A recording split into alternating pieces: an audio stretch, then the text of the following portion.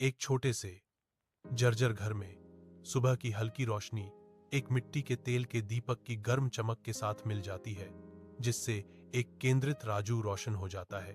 उसका चेहरा एकाग्रता और चिंता का एक कैनवास एक पुरानी नोटबुक में ध्यान से लिखते हुए अंकित हो जाता है। पास ही उसकी मां झाड़ू लगा रही है।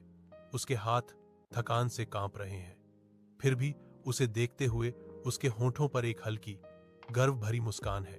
राजू उसकी ओर देखता है। उसकी आंखों में एक मौन वादा है। घोषणा करता है, आज मेरा आखिरी पेपर है मां। वह जवाब देती है, जाओ मेरे बेटे, हमें गर्व महसूस कराओ। सुबह की भीड़ के बीच राजू सबसे अलग खड़ा है।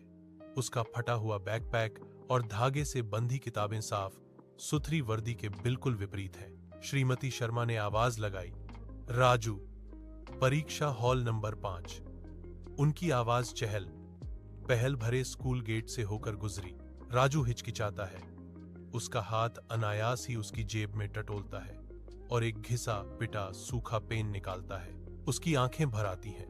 उसके युवा चेहरे पर गहरी लाचारी की लहर छा जाती है। चिलचिलाती धूप में राजू परीक्षा हॉल के बाहर बैठा है।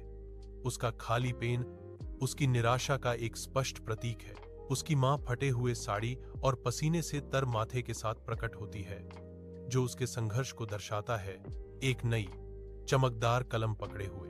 राजू की आंखें अविश्वास और आशा से चौड़ी हो जाती हैं। जैसे ही वह उसकी ओर दौड़ता है, उसकी हर चाल में एक खामोश गुहार है। वह कलम बढ़ाती है, गहरे त्याग और प्रेम का एक इशारा।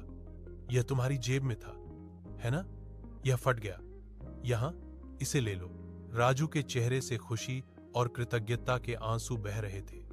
उसका दिल उसके महान बलिदान की मौन समझ से भर गया था।